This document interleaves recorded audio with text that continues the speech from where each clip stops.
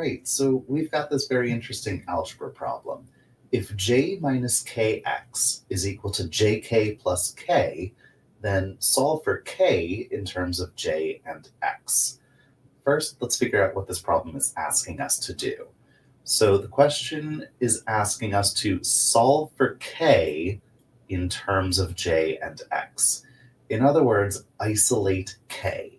How do we define k? And it's okay for our definition to include the variables j and x. So if our goal is to isolate k, we're thinking about getting k all alone.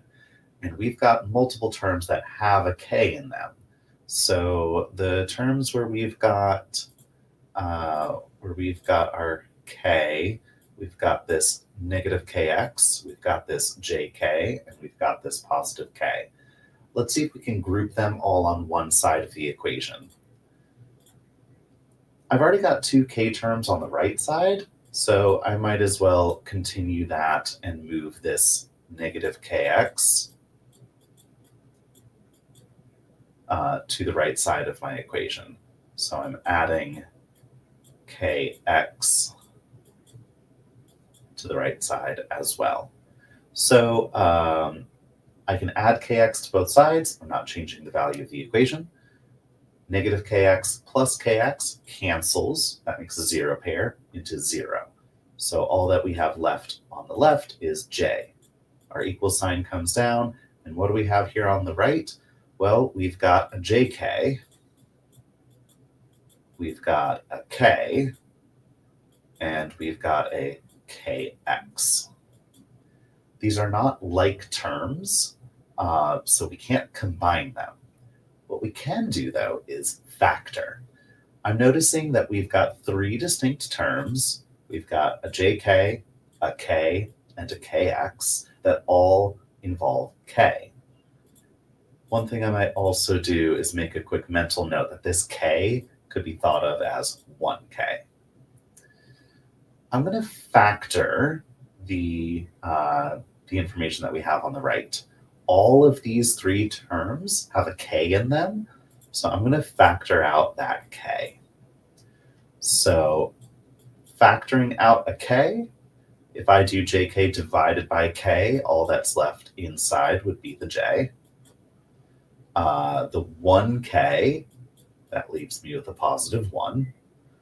The kx, that leaves me with a positive x. Remember that factoring is basically like inverse distribution. If I wanted to distribute, I would get back up to this step. So now I have the statement that j is equal to k groups of j plus 1 plus x. Okay. I'm still trying to achieve my goal of isolating k, solving for k. What I can do, I've got k multiplied by a thing. Well, how do we cancel multiplication? Division. I'm going to divide both sides of this equation by the thing that's attached to k, which is j plus 1 plus x. So this entire thing gets multiplied by divided by j plus 1 plus x, as does the left side.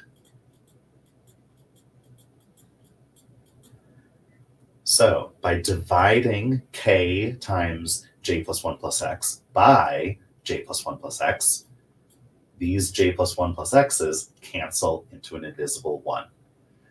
So I have now isolated my k.